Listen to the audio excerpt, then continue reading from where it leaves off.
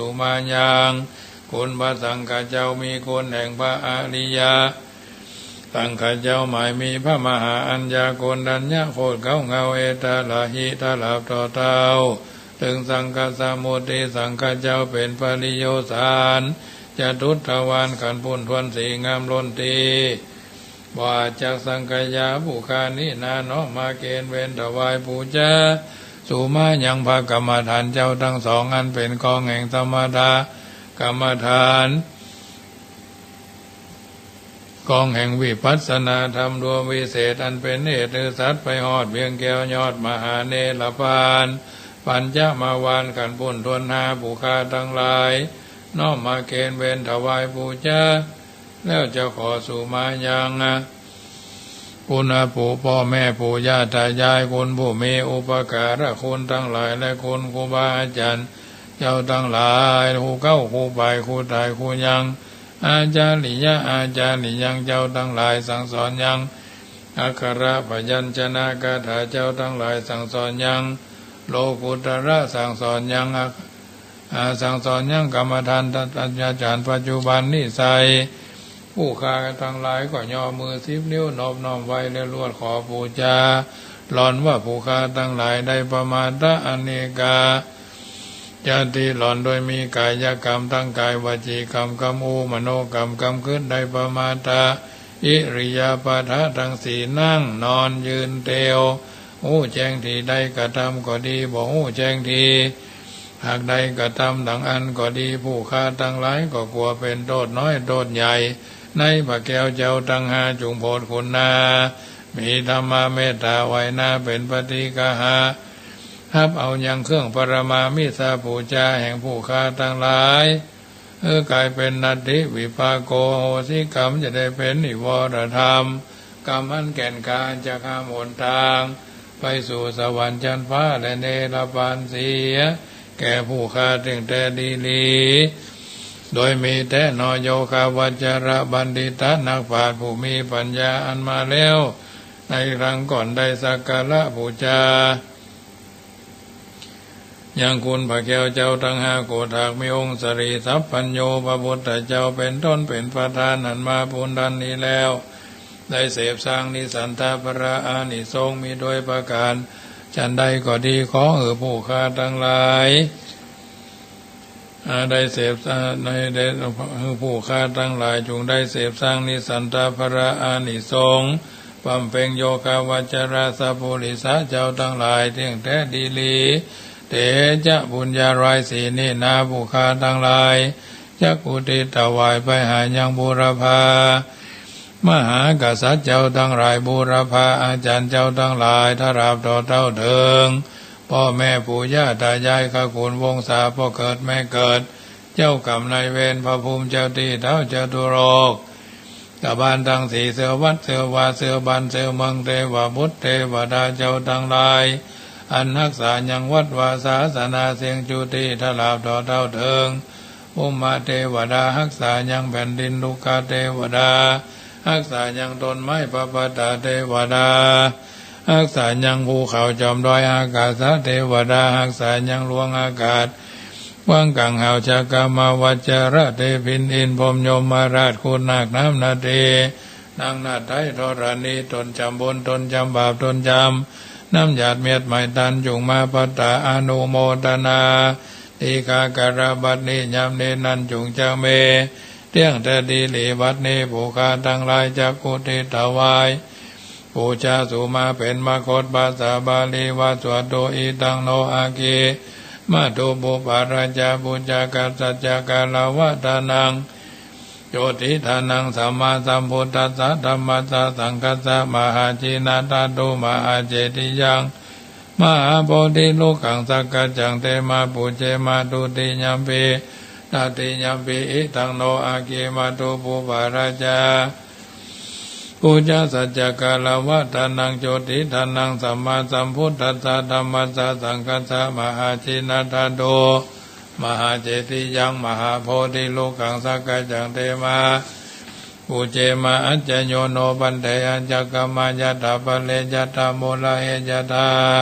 อากุสเลเยมายังพุทธธัมมสังฆกัมมะทานัง กรรมฐานาตายกาจริยสังฆเตโส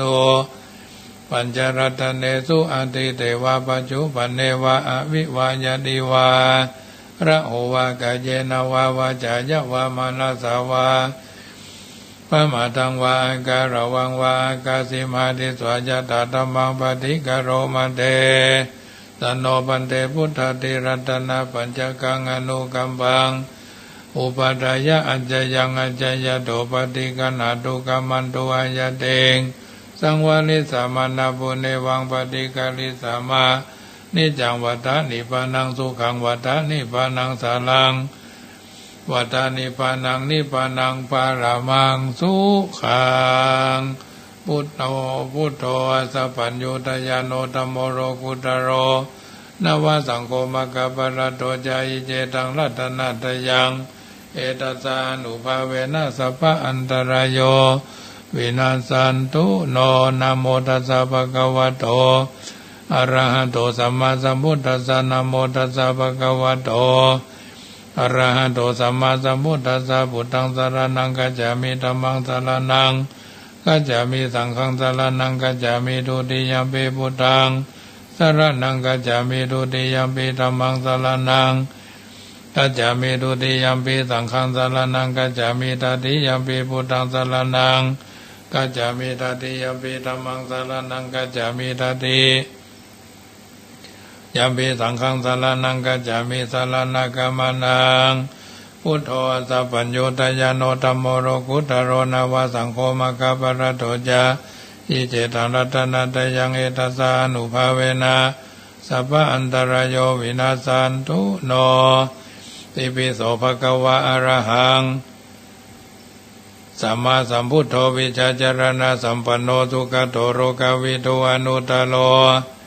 ปุริสัทธมสารติสัทธาเทวมนุสสนังพุทโธภะคะวะเตสวากขาโตภะคะวะตะธัมโมสันทิฏฐิโกอากาลิโกเอหิปัสสิโกโอปะนายิโกปัจจตังเวทิทัพโพวิญโยหิติสุปฏิปันโนภะคะวะโตสาวกสังโฆอุจุปฏิปันโนภะคะวะโตสาวกสังโฆยะยะปฏิปันโนภะคะวะโตสาวกสังโฆสามีจิปฏิปันโนภะคะวะโตสาวกสังโฆยะติตังจัตตาริปุริสายุคานิอัฏฐาปุริสาปุคลาเอสาภะคะวะโต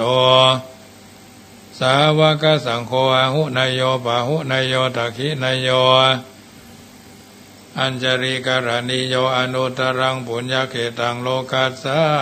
ติเอาละญาติโยมสาธุชนท่านผู้ฟังทั้งหลายได้ยินได้ฟังการสังวาสสวดที่ยายพุทธคุณธรรมคุณสังฆคุณเรียบร้อยต่อไปก็จะตั้งอกตั้งใจฟังน้ำฟังธรรมเนอะวันนี้เป็นวันศีลจะน้อมนำเอาพระธรรมเทศนาเรื่องธรรมจักรกับปวัตตนสูตรมาเทศมาเทศนาให้ญาติโยมที่อยู่ท่าดังฟังทางบ้านฟังการเป็นลำดับไปเนอะจะเป็นอย่างใดก็ตั้งใจฟังพระธรรมเทศนาธรรมจักรกับปวัตตนสูตรเนาะเป็นสูตรแห่งการที่เขาท่านทั้งหลายได้เคยได้ยินครูบาสังฆะท่านเจ้าได้เทศไปก็ดีได้สวดมนต์ธรรมจักรกับปวัตตนสูตรก็ดีคำแรงนี้ก็ตั้งอกตั้งใจฟังพระธรรมเทศนาเนอะนิพพานังเยนะกรังรัมมังเยนะกรัง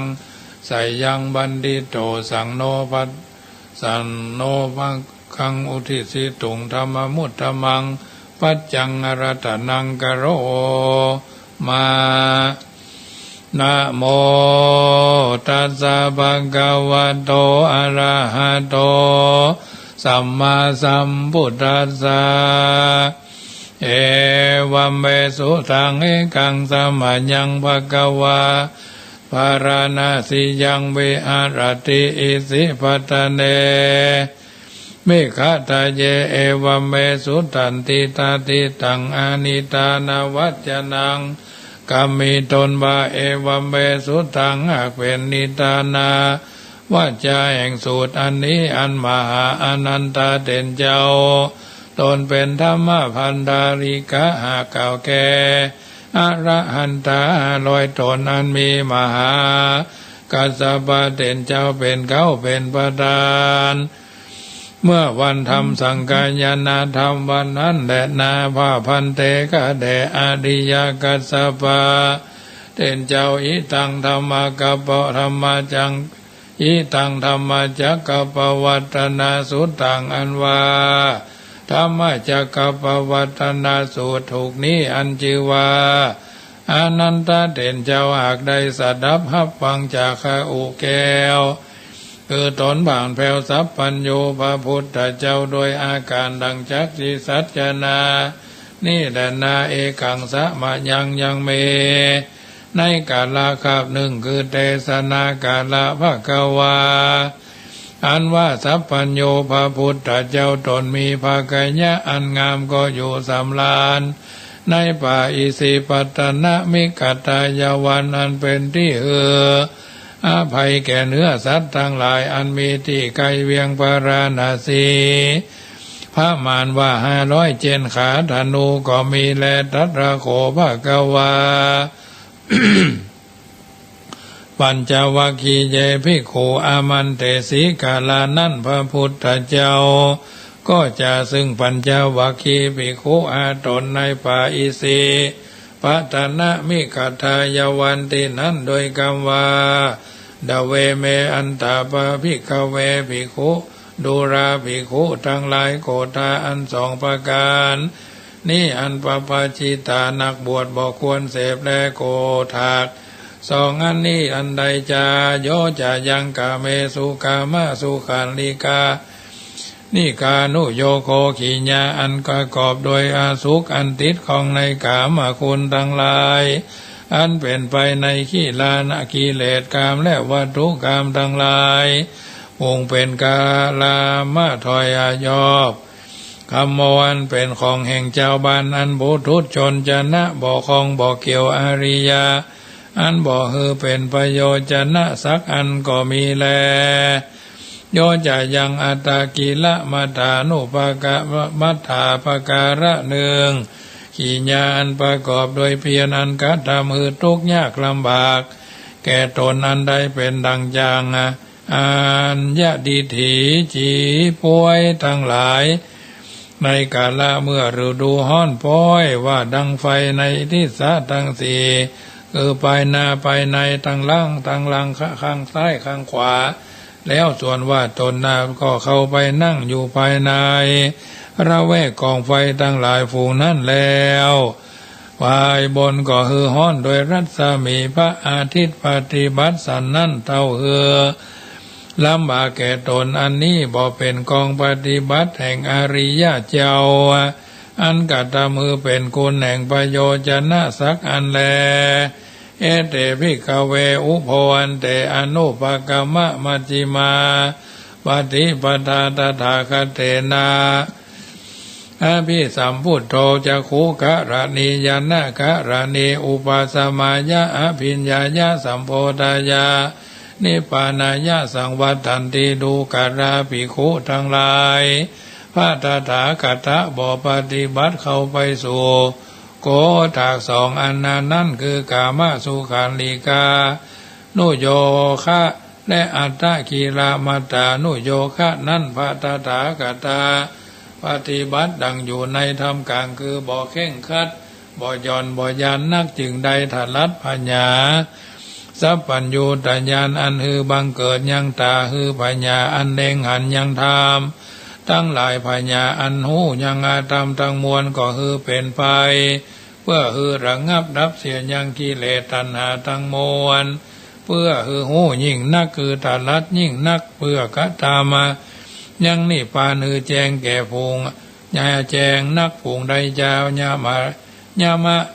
อายะเมวะอะริโยอัตตังที่โกมะโกสยะทีทาง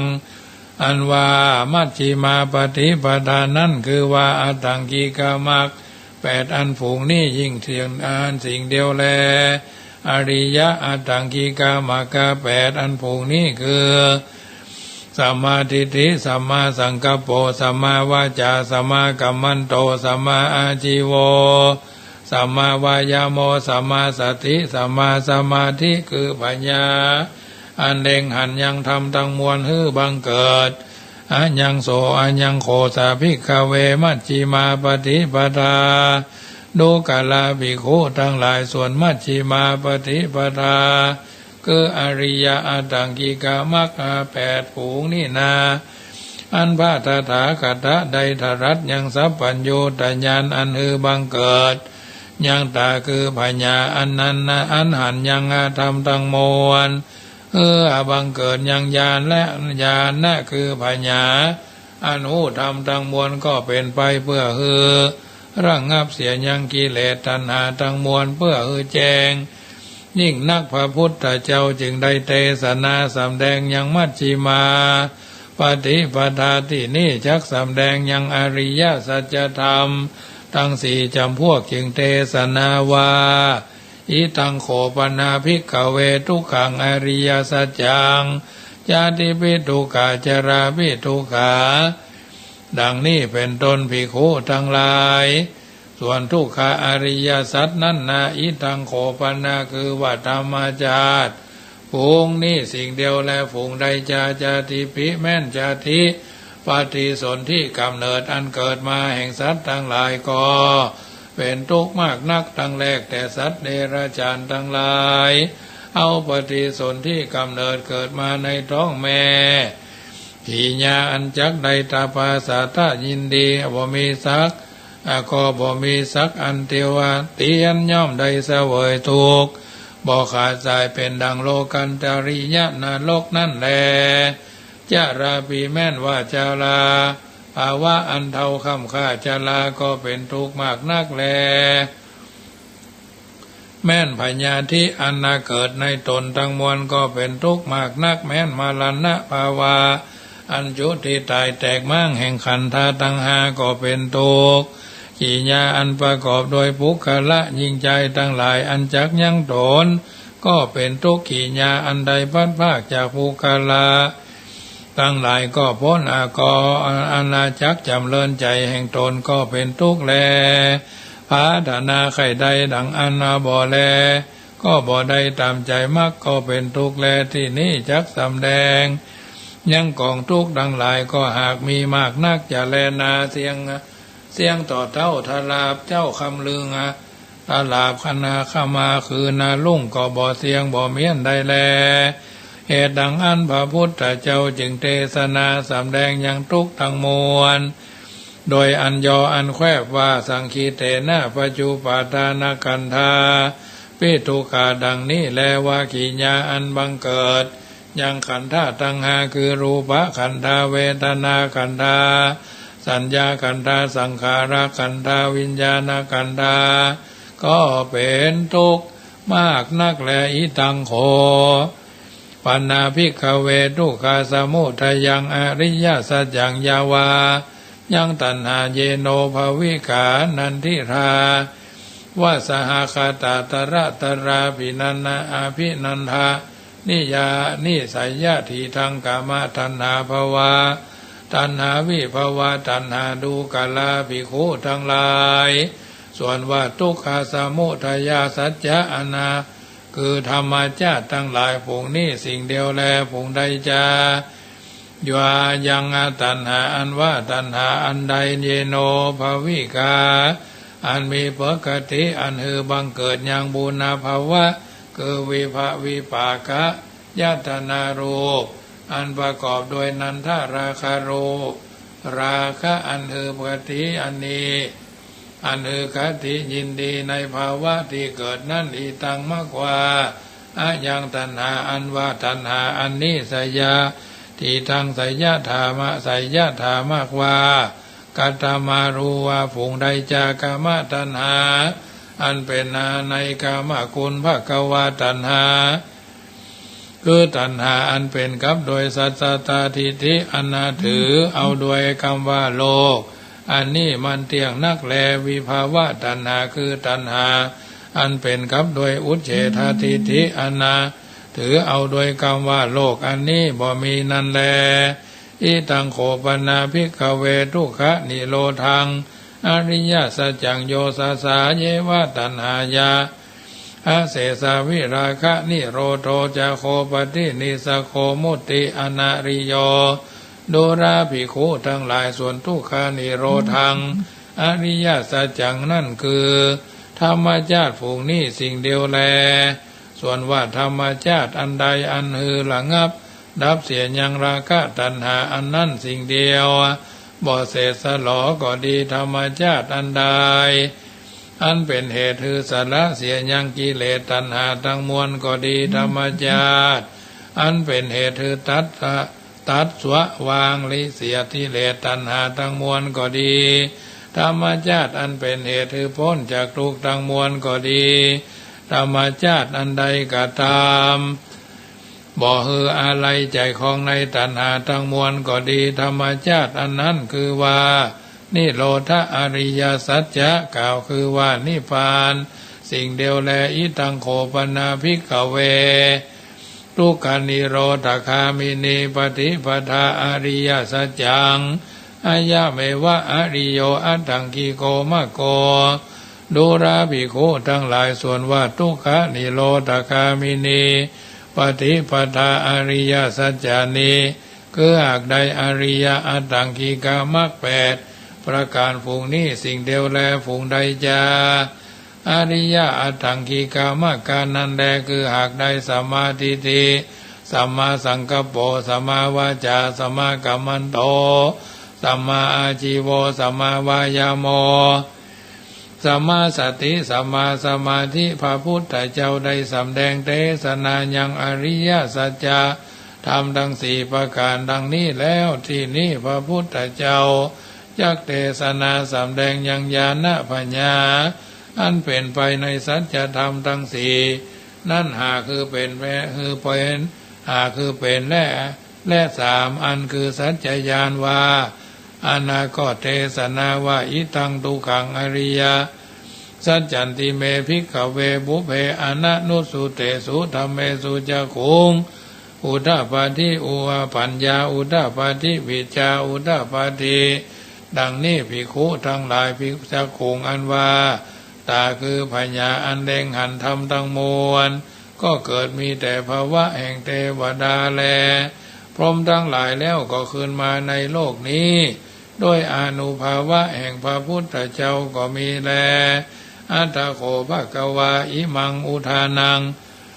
อุทานเนสิในกาละนั้นพระพุทธเจ้าก็นำเอามายังอุทานาอันนี้ว่าอัญญาสิวัตถโพโกณฑัญโยอัญญาสิวัตถโพโกณฑัญโยดังนี้คือว่าโดโพดูลาเจ้าโกณฑัญญะหูแต่แลว่าอ่านเหตุดังอันจิว่าอัญญาวัตถโพโกณฑัญญานี่ก็หากมาเกิดกล่าวว่ามีแต่โกณฑัญญะเทระเจ้าโดยประการดังกล่าวมานี่แลโดยมีแท้แลพระพุทธเจ้าทั้งมวลการว่าใดถนัดยังสัพพัญญูตัญญาณเป็นสัพพัญญูพระพุทธเจ้าก็เทียนย่อมพระเทศนาธรรมจักรปวัตนาสูตรอันนี้ทวนก่อนทำทั้งมวลจุตนจุองค์แลเหตุดังอันว่าโคโดมสัมมาสัมพุทธเจ้าได้ตรัสยังทำสัพพัญญูเป็นพระพุทธเจ้าแล้วสหัมบดีพรหมมหาพรหมผู้เป็นใหญ่ก็ลงเสด็จลงมาอังคาดราธนาซึ่งพระพุทธเจ้าเพื่อฮือเทศนาธรรมแลทาทะกาลานั้นแล้วพระพุทธเจ้าก็เทศนาธรรมจักรปวัตนาสูตรอันนานี้แก่ปัญจวัคคีย์ตนในป่าอิสิปตนะมิกทายวันที่นั้นในวันเดือน10 เพ็งอันเป็นวันเข้าพรรษาแก่ภิกขุเจ้าทั้งหลายแลเมื่อแล้วธรรมเทศนาจิว่าธรรมจักรปวัตตนาสูตรผูกนี้นาลัมมาปัญจวัคคีย์ตนส่วนว่าโกณฑัญญะเทระเจ้าก็ได้ดวงตาอันวิเศษคือได้ถึงเขตโสตาปฏิภระแลแม่นมหาโพมามีพระหมานว่า18 โกฏก็ได้ถึงโสดาปฏิภระทำทั้งหลายเหตุใดฟังยังธรรมเทศนาธรรมจักรปวัตนาสูตรอันพระพุทธเจ้าอักเทศนา ก่อนทำทั้งมวลวันนี้แลประการหนึ่งผู้ใดได้สร้างได้เขียนได้เฮียนได้อ่านได้สังวาสสวดที่ยายได้ฟังน้ำฟังธรรมมาจากกัปวัตนาสูตรผูกนี้ก็ดีก็มีอันมีภระอานิสงส์บำเพ็ญแก่ตนตัวอานิสังสะอันกว้างขวางมากนักแลธรรมจักกัปวัตนาสุดตังขีญาอันเตสนายังธรรมจักกัปวัตนาสูตรก็บังกรมสมเด็จเสด็จเสียเต้าอีก่อนแลพุทโธมังกลาสัมพุทโธสัมพุทโธติปตุตโมพุทธมังกลามากัมมาสัพพทุกขาปมุญเจเลธัมโมมังกลาสัมพุทโธกัมพิโรตุตโสอโนงธัมมะมังกลามากัมมาสัพพพยาปมุญเจเลสังโฆมังกลาสัมพุทโธวราตขินายโยอนุตตโรสังฆมังกลามากัมมาสัมปโลกาปะมุญจะเลเอาละญาติโยมสาธุชนคนดีทุกคนทุกท่านได้ฟังธรรมะมาเทศนาวันนี้คืน96ก็ถ่ายพร้อมกันเนาะอาจารย์เก้าล้านคงมาได้จัดรายการเตื้ออาตมาภาพจัดรายการก็ได้ยินเพิ่นทางส่งสัญญาณพร้อมกันขออนุโมทนาเนอะบุญกินบุญทานได้ทำหน้าที่แทนครูบาอาจารย์ไปเป็นลำดับส่วนวันพรุ่งนี้ว่าเมื่อคืนนี่บ่มีรายการเนื้ออาตมาภาพก็จะถึงแค่6 โมงก็จะไม่ได้จัดเพราะว่าจะเดินทางไปจำวัดที่อำเภอสะเมิงเพื่อเตรียมเข้าสู่งาน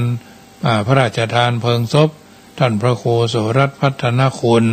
อดีตเจ้าคณะตำบลสะเมิงเขต 1อดีตเจ้าวาดวัดทรายมูลอำเภอสะเมิงซึ่งก็จะเดินทางไปก่อนกำหนดไปเลี้ยงกาแฟลงทานกาแฟที่ปุ้นไผ่ไข่ห้อมกินห้อมตาลก็ได้เนอะกาแฟซองสำเร็จก็มีสะแวงมาผสมไว้ก็มีโอวันตินก็มีเนาะอันนี้ก็น้ำเอิญเจริญพรเนอะทำเท่าใดก็ได้แล้วแต่อาตมาภาพก็ตะเตรียมไว้มีน้ำบะปินนะโยมแม่ทองคำที่วงคำมาถวายก็จะได้ไปซื้อข่าจักไข่ซื้อขิงต่างพุนกระชายเอาไปต้มต่างพุนเพื่อจะเอาเลี้ยงเพิ่นเพราะอากาศหนาวไปเลี้ยงกาแฟก็คงจะนอนถ้าบ่นอนบ้านพักรีสอร์ทใกล้ๆนั่นก็คงจะนอนในวัดก็คงจะบ่ได้พักดีต้องนอนพักรีสอร์ทใกล้ๆนั่นแหละใกล้ๆวัดสายมูลนั่นน่ะอันนี้ก็ถือว่าจะเดินทางไปล่วงหน้าไปพอฟักแฟงแตงเต้าบะทัวบะเป้าบะยังเอามาจะได้เอามาจัดเตรียมงานตั้งธรรมมหาจารย์วันนี้ก็เตรียมสถานที่แปลงผามวันค่ำวันนี้นะแปลงโคงมันไว้จะมุงสแลมเนาะวันที่14-15ก็จะเดินทางไปตรวจข้อสอบที่อำเภอแม่อายวัดท่าตอนนะขาล่องก็จะลงมาทางเนี่ยแถวกาดมูเซอร์กาดแมวอาจจะซื้อตองซื้ออย่างล่องมาอาจจะเอามามุงเสริมเนาะอยู่ทางวัดทุเจ้าก็จะมุงหลังคาเนาะเอาไม้ไผ่ไม้หวกดำไม้พวกดำไม้ไผ่ไม้ซางนะไม้หวกไม้ซางเขียวไม้ซางคำก็เอามามัดกันได้วัน2 วันที่ผ่านมาตั้งรักตั้งหยังอันนี้ก็ถือว่าผ่านไปสลาก็มาแปลงเต้าทั้ง4ซึ่งวันที่29-30ก็จะตั้งทำอันนี้เป็นประเพณีที่ทำกันมาเมตตาในหลวงพ่อท่านพระครูสมุวิสุวัตก็จะได้ส่งลูกน้องมาตั้งเครื่องถ่ายเฟซบุ๊กไลฟ์วันที่29วันที่30ทั้งวันนะญาติโยมก็สามารถติดตามฟังได้เฟซบุ๊กไลฟ์ถ่ายทอดสดที่ขึ้นวัดไฟหินเนอะจะประกาศอนุโมทนาไปเรื่อยๆรวมทำบุญออนไลน์ก็ได้พระธรรมเทศนาแต่ละกันก็กันละ25 ท่าน25 คนเนาะ25 ท่าน25 คนมาร่วมเป็นเจ้าภาพกันได้ไผ่เกิดปีชวดหนูพระธาตุเจ้าสลีจอมตองปูจาพระธรรมเทศนากันทศปร25 ท่านละ99 บาทปีฉลูวัวพระธาตุลำปางหลวงปูจากันหิมพานต์29 ท่าน25 ท่าน ท่านละ99 บาทนั่นแหละปีฉลูวัวพระธาตุลำปางหลวงหิมปานปีขานเสือพระธาตุเจ้าจ้อแฮตาหน้าขันปีเทาะกระต่ายพระธาตุเจ้าแจ้แห้งจังหวัดน่านวันนาประเวศปีมะลงงูใหญ่วัดพระสิงห์ปูจากันชูชกปีมะเสงงูน้อยก็ปูจาพระธาตุเจ้าวัดเจ็ดยอดกันจุระปนกันปีมะเมียมาพระธาตุเจ้าชเวดากองประเทศเมียนมากันมหาปนปีมะแม่แปะปูจาพระธาตุเจ้าดอยสุเทพกันกุมารบันปีวอกลิงปูจาพระธาตุนครพนมปูจากันมัดสีเนาะ25 ท่านเหมือนกันทุกกันเนาะทุกกันละ25 คน25 คนต้องการปีหนู25 คนปีงัว25 คนปีเสือ25 คนปีกระต่าย25 คนปีงูใหญ่25 คนปีงูน้อย25 คนม้า25 แพะ25 ลิง25ไก่25 หมาจอหมา25 ท่านปีมหาเทธรรมมหาราชกูลหมูปีกูลหมูนี่ก็สักกติแล้วก็กันนกรกันเจิญเข้าเมืองเพราะฉะนั้นมีโอกาสก็บอกพี่บอกน้องบอกเพื่อนไปมีเพื่อนเป็นเกิดปีหนูก็มาเป็นเจ้าภาพคนละเล็กคนละน้อยร่วมด้วยช่วยกันเนาะร่วมด้วยช่วยกันอันนี้ก็วันที่29เนอะจูดปูจาเตียนนพเคราะห์เนาะเตียนพุทธมงคล108ท่านใดคนใดที่เกิดปีที่จะลงท้ายด้วยเลข1เลข3เลข5เลข7เลข9เนาะก็ร่วมเป็นเจ้าภาพได้ปูจาเตียนกันเนาะในโอกาสที่จะทะเลิงปีใหม่นี่แหละที่จะทะเลิงปีใหม่ศกใหม่ศกหน้าอันนี้ก็ถือว่าปี66ที่จะมาถึงเนี่ยบางคนเนี่ยมีปีชงกำยังกาซึ่งก็เป็นการป้องกันดีกว่ารักษาเนาะป้องกันดีกว่ารักษาเป็นการสร้างเสริมเพิ่มเติมประคับประคองกันไปร่วมด้วยช่วยกันเนาะร่วมด้วยช่วยกันถ้าบัดช่วยกันแล้วถ้าจะมาช่วยเอาเพราะฉะนั้นสำหรับปี2566นั้นเพื่อนบอกว่าใครที่เกิดปีชงเนาะก็พยายามทำให้มันเกิดดีอย่าเนาะทำให้เกิดเป็นมงคลกับตัวกับตนเอาก็จะได้เกิดเป็นมงคลกับตัวกับตนถ้าเอาแบบป้องกันดีกว่ารักษาก็ถือว่าสิ่งต่างๆเหล่านี้อาจจะทำให้เรามีต้องลัคนาจาตาอันใดอันหนึ่งจะเชื่อบ่เชื่อก็แล้วแต่ละคนเพราะฉะนั้นถือว่าเราท่านทั้งหลายป้องกันดีกว่ารักษาเนาะป้องกันดีกว่ารักษาบางสิ่งบางประการนั้นเราอาจจะมีผลกระทบการงานการเงินหลายๆสิ่งหลายๆอย่างเพิ่นบอกว่าปีเถาะชง 75% ปีมะเมีย 50% ปีชวด25%เนาะที่จะปีชงนะปีนี้ปีละกาเต็ม100เนาะปีละกาเต็ม100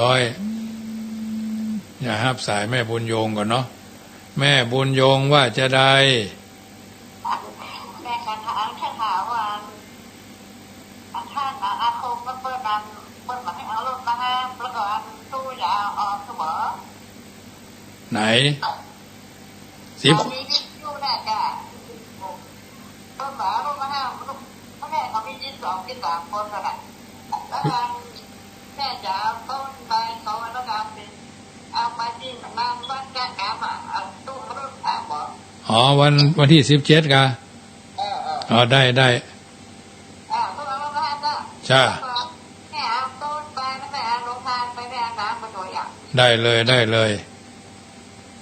ไม่น้ำในน้ำวัดแก้กรรมเลยนะเอารถทั้งพวกเราเหมารถทั้งพวกได้เหมาเหรอ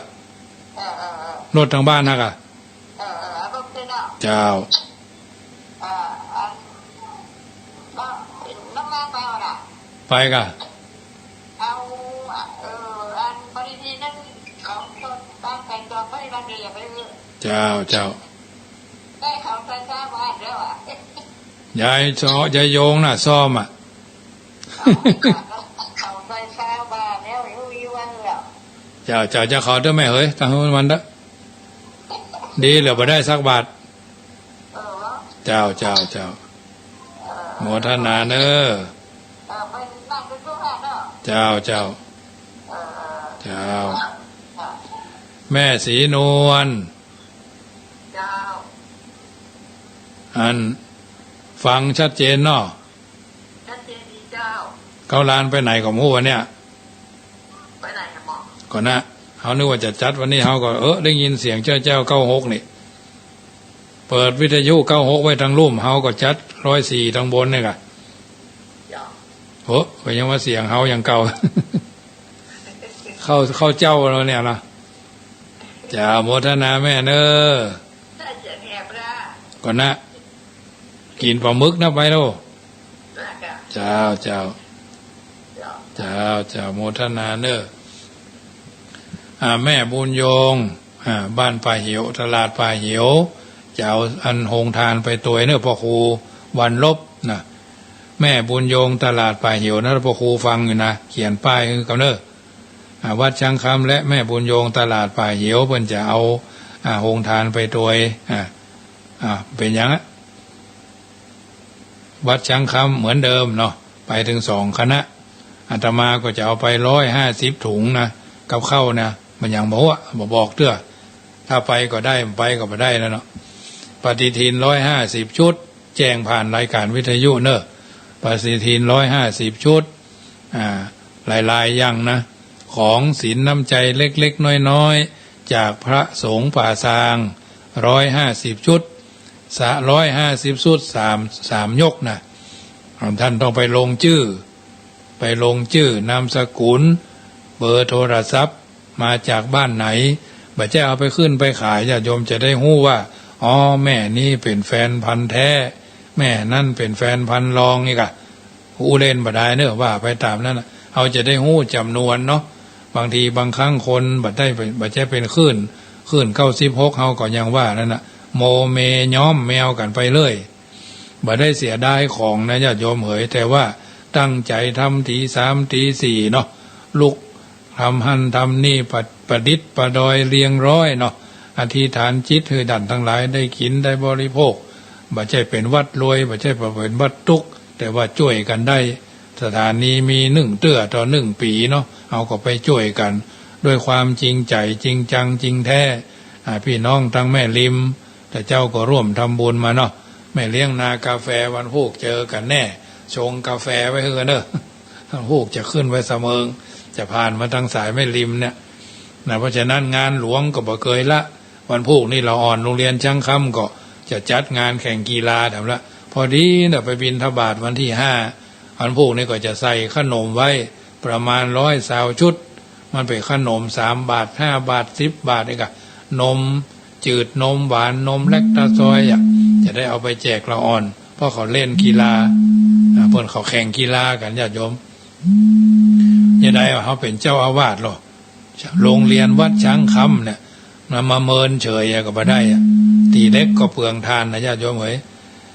เจริญพรโยมแม่อัมพรเจ้าสบายดีเนาะเจ้าจะไปกินแกงนอส้มนักเนอะของโปรดนะเจ้าโมทนาของโปรด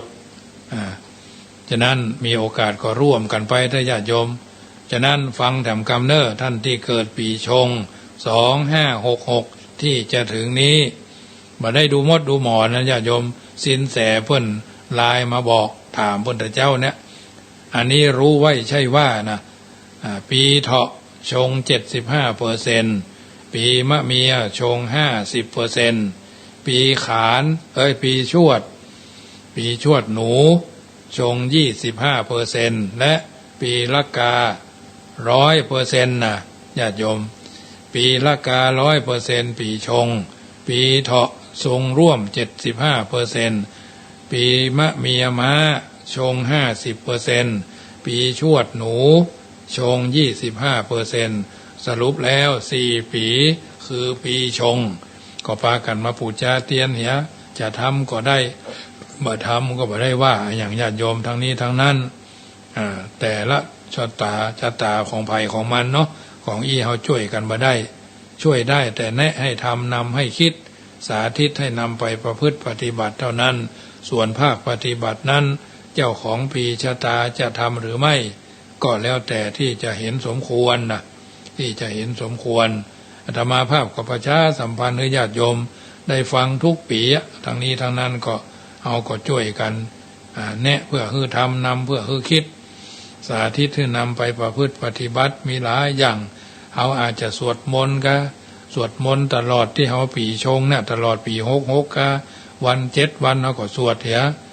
สวดเจ้าสวดแรงสวดเจ้าสวดแรงกายมันมีหลายอย่างหรอกเพราะฉะนั้น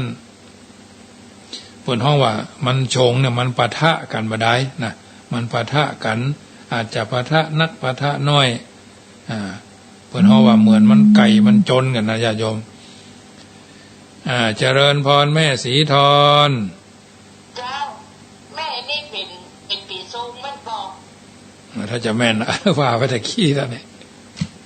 ปีนูนะปีหนูน้อย1.25%แม่ก็ทำไปแล้วเนาะเจ้ารอดปะนี้อาจจะมาไม่ได้เห็นเดี๋ยวจะบอกให้หำกำเนอเจ้าอันนี้เนาะช่วงนี้เป็นมานี่แหละคนละเจ้าแม่สีทรปาภัยสันทรายบัวขอนเนาะเพราะฉะนั้นเมื่อถึงจำนวนกฎเกณฑ์นั่นก็เอาก็ทำหั่นทำนี่เนาะอย่างน้อยๆก็ทานขั้วเข้าหาพ่อเกิดก็ได้จะทำก็ได้มันทุกสิ่งทุกอย่างเนี่ยเปิ้นแนะว่าเฮาบ่ได้ว่าเฮาจะทำกาบ่ทำกาจะปฏิบัติกรรมปฏิบัติกายเปิ้นเฮาว่าให้ทานรักษาศีลเจริญจิตภาวนาเอาทำอันใดอันหนึ่งกาเอาจะทำถึง3กาเนี่ยมันก็แล้วแต่พระเจ้าพระสงฆ์ทุกรูปเป็นแต่เพียงผู้บอกเท่านั้นนะเพียงแต่เพียงผู้นับว่าแม่เจ็บท้องกินยาแก้เจ็บท้องอย่างเงี้ยก็แม่บ่กินก็ไม่เป็นหยังแม่ก็จะเจ็บท้องอยู่หั่นน่ะถ้าแม่กินมันก็ปัญหายพ่อกินมันก็ปัญหายเนาะซึ่งสิ่งต่างๆเหล่านี้มันอยู่ที่ดุลพินิจวิจารณญาณเอาลองนับ1 ถึง 100กะนับ1 ถึง 10กะนับ1 ถึง 100ก็หมายความว่า1 10เตื้อนับ1 ถึง 10ไม่ใช่ว่า1 2 3 4 5จะไปเข้า101 10เตื้อ2 10เตื้อแต่ละ10แต่10ก็อารมณ์ร้อนก็จะเป็นอารมณ์เย็นเนี่ยทางนี้ท่านั้นก็ถือว่าเอาทุกคนทุกท่านเอานับถือพระพุทธนับถือพระธรรมนับถือพระสงฆ์ประพฤติปฏิบัติสิ่งที่ดีที่งามมาโดยตลอดเอาก็บ่ต้องไปวิตกสะทกสะท้านด้วยประการสันใดทั้งนั้นเอามันไหว้พระสวดมนต์แล้วก็บ่ต้องไปกลัวเมินในสวดนี่ก็ยัง50อยู่เนอะกึดได้ก็บางทีวันนี้ขี้ค้านบ่สวดคือสถานการสวดมนต์นี่มันกลายว่าเข้าเฝ้าพระพุทธเจ้าหรอกเฝ้าเจ้าเฝ้าแรงเฝ้าเจ้าเฝ้าก่อนนอนก็ได้บางคนก็กล้าขายบางคนก็ทำงานเนี่ยบางคนก็มีงานในบ้านบางคนก็ลุกยากนอนยากลุกยากนั่งยากลุกก็นอนติดเตียงก็มีอันยังก็มีก็นั่งไว้นอนไว้ที่เตียงก็ได้บางทีก็ลุกไปสะดวกบางทีบางครั้งก็มันแต่ละสถานที่สถานภาพมันเหมือนกันแต่ละคนเพราะฉะนั้นเมื่อเฮาฮู้เป็นจะนี่เฮาก็ทำเต้าให้เฮาทำได้สำหรับการฟังธรรมมหาจารย์ที่วัดจังกรรมนี่ก็ทำมาเป็นปีที่15แล้วหลายสิ่งหลายอย่างได้รับจากญาติโยมด้วยดีมาตลอดบ่เต้าแต่นั้นถ้าช่วงที่จะกวนข้าวติ๊บเนี่ยไปมีข้าวสารน้ำอ้อยน้ำเพิงข้าวสารข้าวใหม่เนาะเป็นข้าวนึ่งเนาะงาขาวงาดำงานุกเข้าเนี่ยน้ำอ้อยเมืองเขาเนี่ยหรืออื่นๆน้ำดื่มเนาะน้ำดื่มก็1,000 ขวดเนาะเอามาเลี้ยงกันถึงอาตมาภาพนี่เราอ่อนบางเทื่อบางครั้งก็เราอ่อนเอาไปเลี้ยงอาหารกลางวันเราอ่อนวัดจังกรรมเนี่ยอาทิตย์ละเดือนละ2 ครั้งนะน้ำก็100 ปายอาหารก็100 ถ้วยเป็นอาหารน้ำก็100 ถ้วย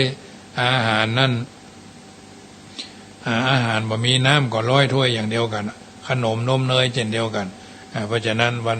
วันเด็กก็เช่นเดียวกันวันที่พวกเดือนหน้าปีหน้าพุ่น ปี66ของวันเด็กแถมเนี่ยก็เลี้ยงเหมือนกันนะเพราะว่าเอาในฐานะที่เป็นประธานที่ปรึกษา